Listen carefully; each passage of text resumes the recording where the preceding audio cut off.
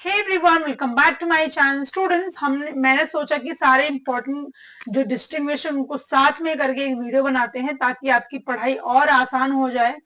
चलिए वीडियो को स्टार्ट करते हैं। और अगर चैनल पसंद आए तो चैनल को सब्सक्राइब कीजिए, वीडियो पसंद आए तो वीडियो को भी लाइक कीजिए और जितना हो सके उतने लोगों को शेयर कीजिए। चलिए स्टार्ट करते हैं विदाउट वेस्टिंग अ टाइम।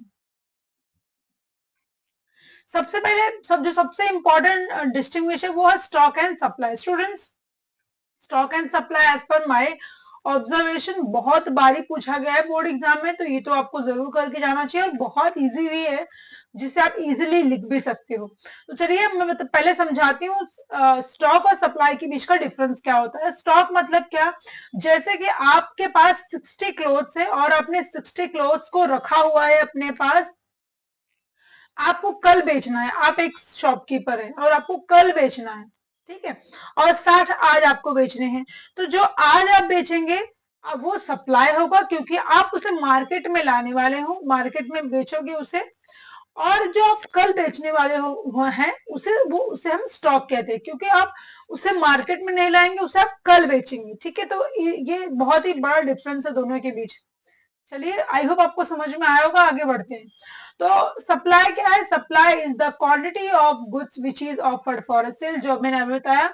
और सब स्टॉक क्या है? Is the quantity of the goods which is not offered for sale in the market. मतलब वो फ्यूचर में, बट ऑब्वियसली बात है वो फ्यूचर में। इसीलिए जो सप्लाई है वो प्रेजेंट रहता है मार्केट में और जो स्टॉक है वो वेयर हाउस में रहता है। क्यों? क्योंकि उसे फ्यूचर में उसका यूज करना है। देन सप्लाई किससे एसोसिएट होता है? प्राइस से, ठीक है। और स्टॉक किससे होता है? With has no price. अब यहाँ पे नो प्राइस इसलिए बोला गया है क्योंकि जब आप बेचते हो, सप्लाई में जब आप कमोडिटीज को बेचते हो तो वहां पे आप पैसे का लेन देन करते हो। पर जब आप स्टॉक में कमोडिटी को रखे रहते हो तो वहां पे जो है, अगर आपको खुद का है तो पैसे की जरूरत तो नहीं पड़ती है।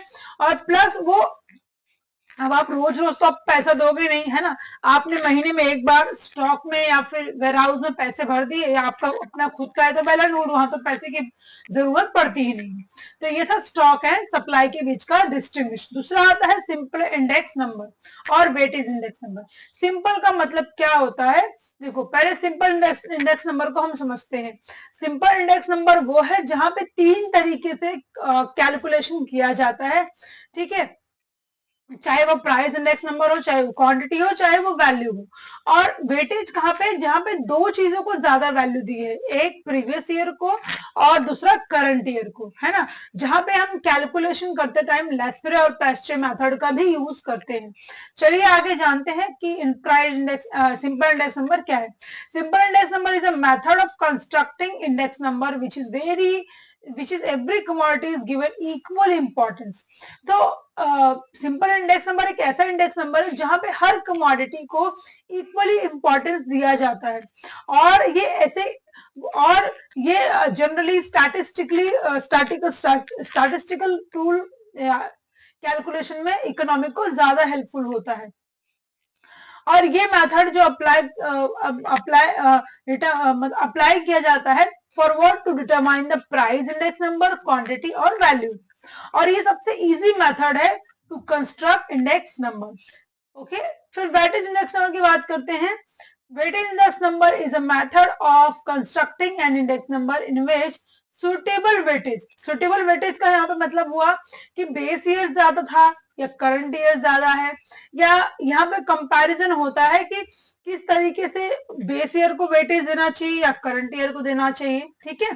So this method can be applied to determine price index number with a special purpose index number. तो प्राइस इंडेक्स नंबर के साथ साथ स्पेशल पर्पस के लिए भी यूज किया जाता है। And the last, it is relatively complex as a index number, simple index number। हाँ, ये रियलिटी है कि सिंपल इंडेक्स नंबर के कंपैरिजन में जो है वेटेज इंडेक्स नंबर कैलकुलेट करना काफी डिफिकल्ट है क्योंकि वहां पर आपको दो थ्योरीज को एक साथ मर्ज करके आगे की चीजों को करना होता है। नेक्स्ट आता है टोटल रेवेन्यू और मार्जिनल रेवेन्यू। अब मैं इसको एग्जांपल के थ्रू समझाती हूँ आपको। टोटल रेवेन्यू क्या होता है? आपने कुल कितना पैसा कमाया, आपको कुल कितना प्रॉफिट हुआ, वो होता है आपका टोटल रेवेन्यू। अब रेवेन्यू मतलब क्या हुआ? प्रॉफिट। है ना, आपने कितना कमाया। तो टोटल रेवेन्यू मतलब आपने टोटल कितना पैसा कमाया, उसे टोटल रेवेन्यू कहते हैं। और मार्जिनल, सपोज आपने 10 यूनिट कमाया, 10 के ऊपर आपने 5 और कमा लिया, तो जो 5 कमाया आपने एक्स्ट्रा, उसे मार्जिनल रेवेन्यू कहा जाता है, यानी एडिशनल रेवेन्यू। ठीक है, आई होप आपको समझ में आया होगा। चलिए, so total revenue is a total sale proceed of a firm by selling commodity at a given price, and marginal revenue क्या है, यहाँ पे देखो, नेट एडिशन में total revenue by selling an extra unit of commodity. Extra या addition आपने कितना बेचा है, दैट इज मार्जिनल रेवेन्यू। और टोटल सेल कितना हुआ है, टोटल पैसा कितना कमाया आपने, टोटल रेवेन्यू। आई होप आपको समझ में आया होगा। नेक्स्ट आता है, इसका फॉर्मूला क्या है, तो T R is equal to P into Q, और यहाँ पे फॉर्मूला क्या है, हाँ पी क्यू, पूरा फॉर्मूला पे लिखा है। एंड इसका क्या है, M R N is equal to T R N minus T R N minus 1, ये इसका हो गया फॉर्मूला। आई होप आपको ये समझ में आया होगा अच्छी तरीके से। चलिए आगे बढ़ते हैं और नेक्स्ट डिस्टिंग्विश को समझते हैं। प्राइस इंडेक्स नंबर और क्वांटिटी इंडेक्स नंबर में क्या डिफरेंस। देखो, प्राइस इंडेक्स नंबर एक ऐसा इंडेक्स नंबर है जहां पे प्राइस को लेके ज्यादा वैल्यू दी जाती है, मतलब प्राइस वहां पे मेन इंपॉर्टेंट रोल प्ले करता है। लेकिन जब क्वांटिटी की बात करते हैं तो यहाँ पे क्वांटिटी ज्यादा मेन इंपॉर्टेंट रोल प्ले करता है।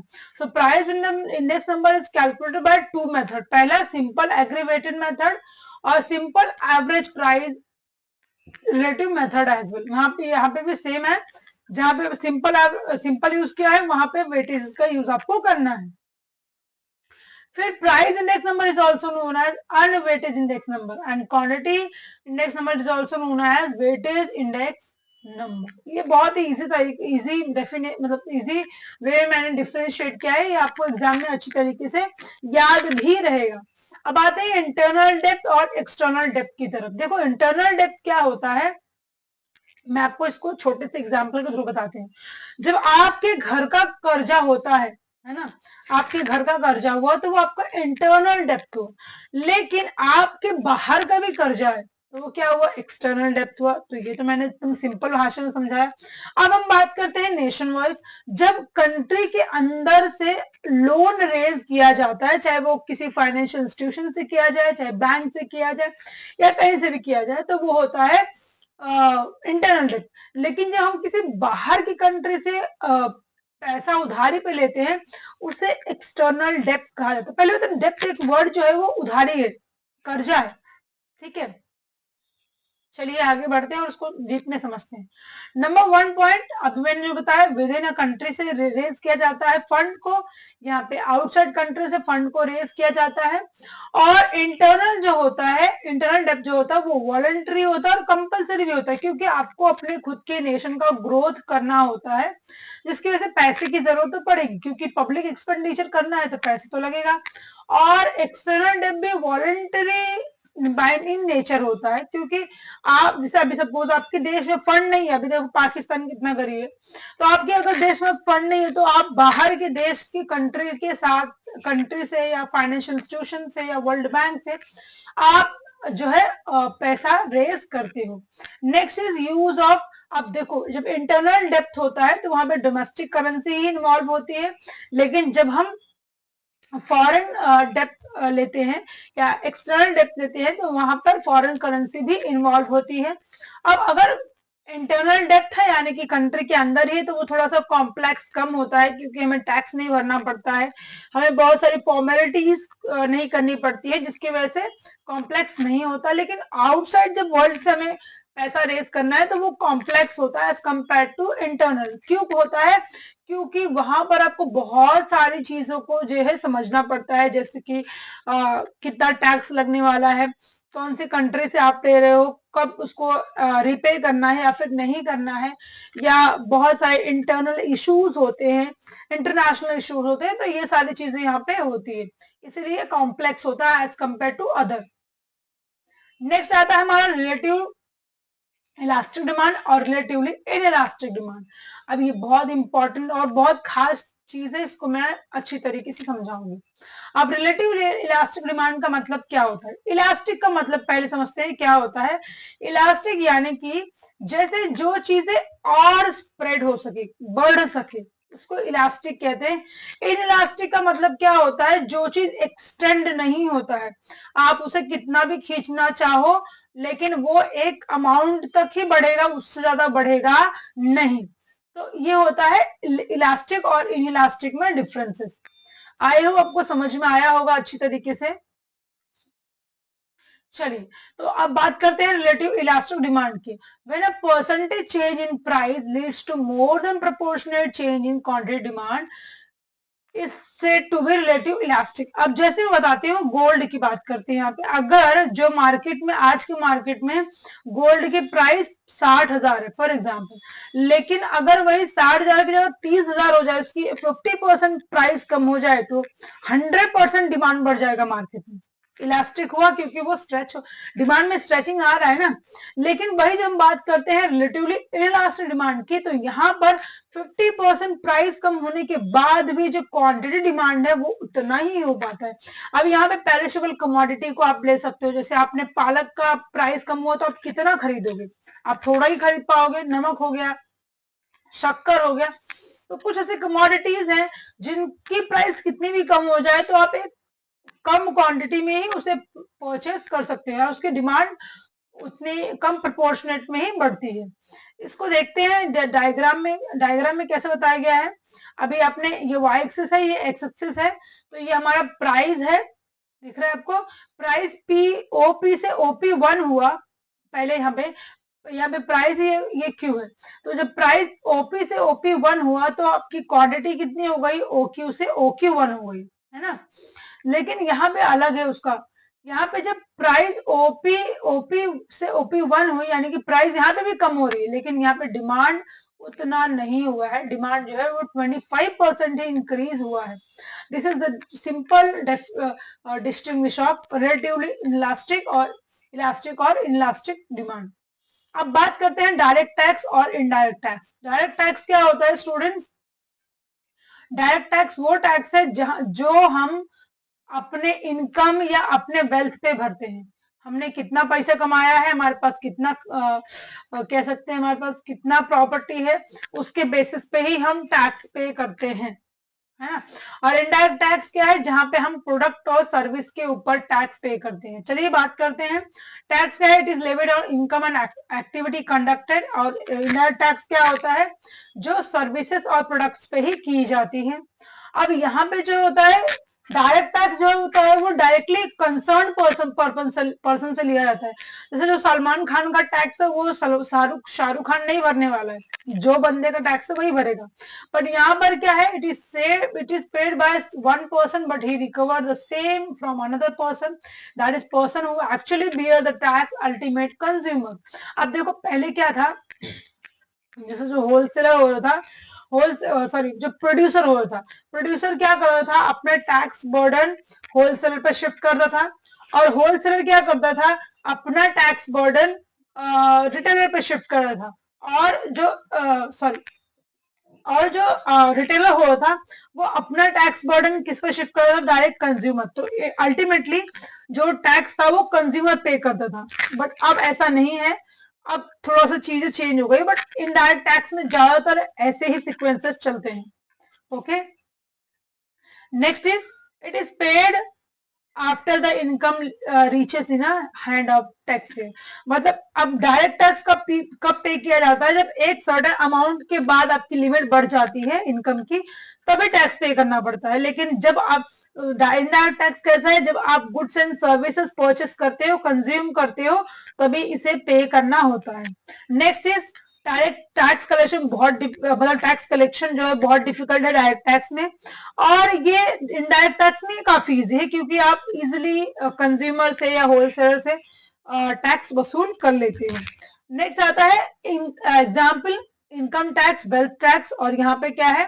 GST, excise duty, custom duty, sales tax, बहुत सारे टैक्स ऐसे जो इनडायरेक्ट टैक्स की कैटेगरी में आते हैं। आई होप आपको अच्छी तरीके से समझ में आया होगा। नेक्स्ट आगे बढ़ते हैं, मार्जिनल कॉस्ट और टोटल कॉस्ट। टोटल कॉस्ट क्या है?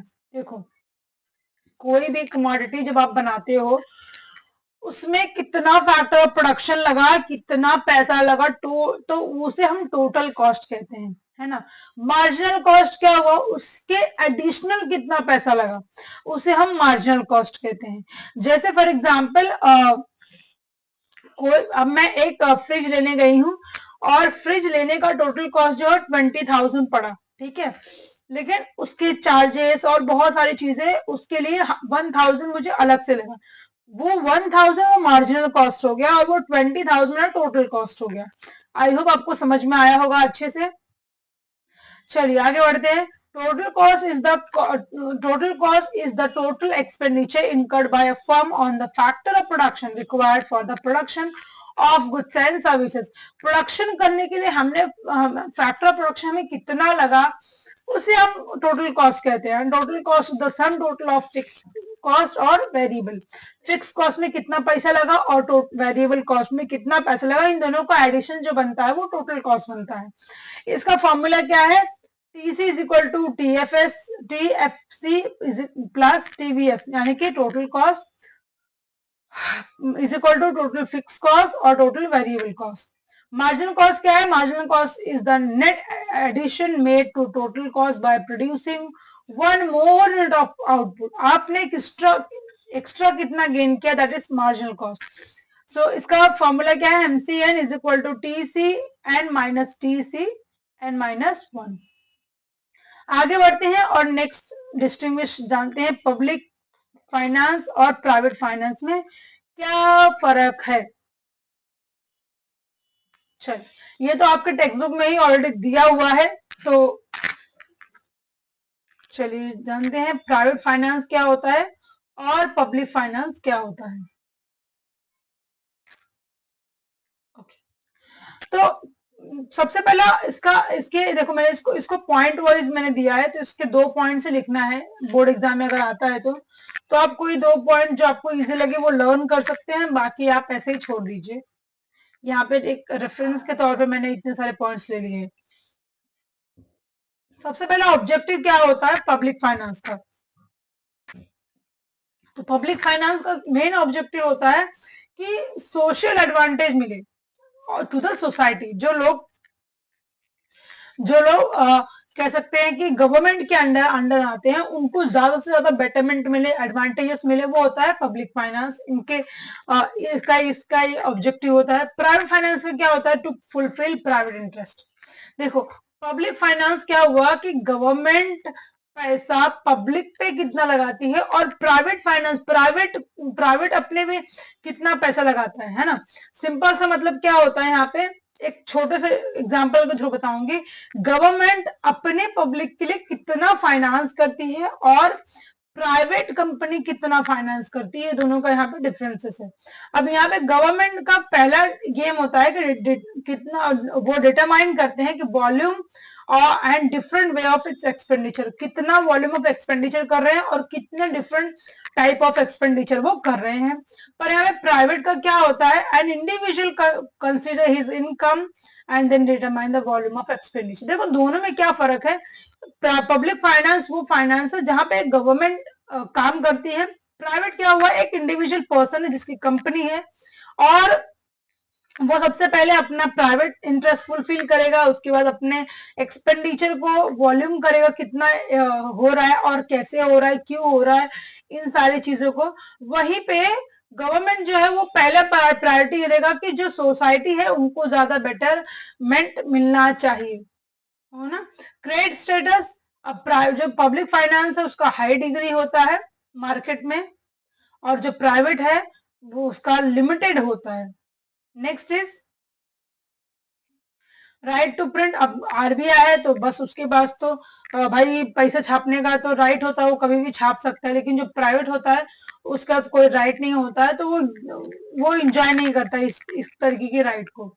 इलास्टिक ऑफ फाइनेंस यानी कि कितना और एडिशनल फाइनेंस और ऐड हो सकता है, तो इलास्टिक का मतलब क्या होता है, स्ट्रेच करना, कितना खींच सकता है। तो जो पब्लिक फाइनेंस होता है वो काफी इलास्टिक होता है, क्योंकि फंड इनके पास रेज होते रहते हैं।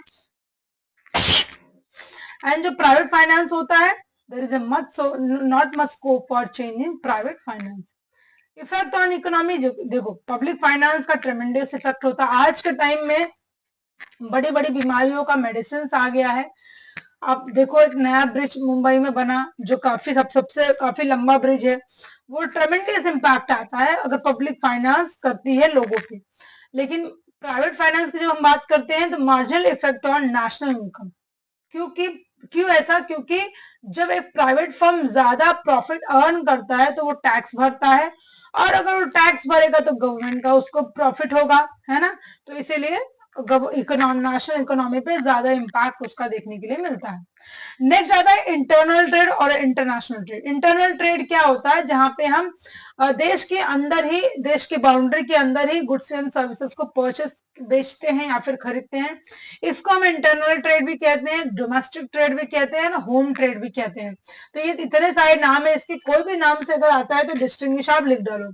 इंटरनेशनल ट्रेड क्या होता है, जहां पे आप देश के बाहर, यानी कि देश की बाउंड्री के बाहर से आप गुड्स को बेचते हो या फिर खरीदते हो, तो वो होता है इंटरनेशनल ट्रेड। इसके 3 टाइप है, इंपोर्ट, एक्सपोर्ट और इंटरपोर्ट।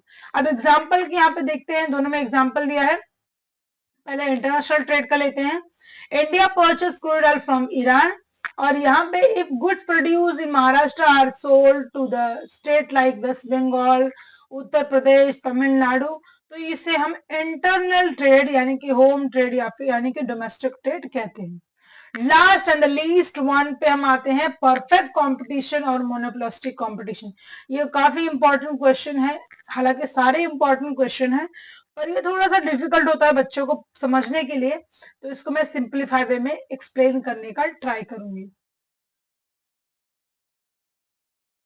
चलिए, ओके। तो परफेक्ट कंपटीशन क्या है, एक आइडियल मार्केट यानी कि एक इमेजिनरी मार्केट है, जहां पर सारी चीजें बहुत एकदम एकदम ही अच्छी अच्छी होती है, जो रियल लाइफ में एग्जिस्ट नहीं करती है। पर मोनोपोलिस्टिक मार्केट क्या होता है, is a very realistic in nature, ये एकदम ही सही तरीके, मतलब एकदम रियल होता है, जहाँ पे जैसा नॉर्मल मार्केट में आता है वो इसी तरीके का मार्केट होता है। In this market there are some features of perfect competition का ऐड होता है, फिर सम फीचर्स मोनोपोली का एक्ट होता है, दोनों साथ मिलकर अच्छी तरीके से वर्क करते हैं। अब परफेक्ट कंपटीशन क्या है, it is perfect competition market is one in which the number of buyer and seller very large, all buyers and seller are engaged in buying and selling of homogeneous product without any restriction। तो जैसे कि मैंने बताया कि imaginary concept है, तो यहाँ पे सब अच्छा अच्छा ही होता है, कुछ खराब खराब नहीं होता है। तो बहुत लार्ज नंबर बायर भी होते हैं, सेलर भी होते हैं, और दोनों साथ में मिलकर एंगेज होकर होमोजेनियस प्रोडक्ट को बेचते हैं विदाउट एनी रिस्ट्रिक्शन। जब हम मोनोपोलिस्टिक कंपटीशन की बात करते हैं, तो it refer to the competition among the large number of seller producing close but not perfect substitute. जैसे कि मेरे हाथ में ये मोबाइल देख रहे हैं आप, ये मोबाइल जो है वो सैमसंग की है, एस सीरीज का फोन है, आई होप दिख रहा होगा। तो ऐसा ही फोन एप्पल कंपनी भी बनाती है, ओप्पो भी बनाती है, वीवो भी बनाती है, एमआई भी बनाती है, बहुत सारी कंपनी बनाती है। पर क्या ये सेम प्रोडक्ट है क्या सबका? नहीं। तो इसका मतलब ये हुआ कि सेम कमोडिटीज बनाती हैं बट नॉट परफेक्ट सब्स्टिट्यूट। अब जो फीचर सैमसंग में मिलेंगे कुछ, वो वो एप्पल में नहीं मिलेंगे, जो एप्पल में मिलेंगे वो विंडोज में नहीं, मतलब एमआई में नहीं मिलेंगे, ओप्पो में नहीं मिलेंगे, वीवो में नहीं। अब जैसे ओप्पो वीवो आप लेते हैं तो आप खुद इतना सुंदर दिख सकते हो, क्यों? क्योंकि with the help of filter वाला कैमरा, है ना, फिल्टर वाले कैमरे से आप ऑटोमेटिक खूबसूरत बन जाते हो। बट सैमसंग आपकी रियलिटी दिखाता है। एप्पल की बात करते वो भी आपके रियल पिक्चर्स लेता है, उसमें बहुत सारे फिल्टर्स ऐड नहीं होते हैं कैमरास में। है ना। तो सबका अलग अलग एक मतलब सब सेम मोबाइल फोन ही बना रहे, but they are not produce perfect substitute of any commodity. तो ये थे हमारे 11 मोस्ट इंपॉर्टेंट डिस्टिंग्विश जो मैंने आज की वीडियो में डिस्कस किया आप लोगों के साथ। आई होप आपको वीडियो पसंद आएगा, और वीडियो पसंद आएगा तो चैनल को सब्सक्राइब कीजिए, वीडियो को लाइक कीजिए, और जितना हो सके उतना अपने दोस्तों को शेयर कीजिए, ताकि आपके साथ साथ उनकी भी पढ़ाई हो सके और मेरे वैसे कुछ लोगों को तो भला हो। चलो बाय बाय, टेक केयर।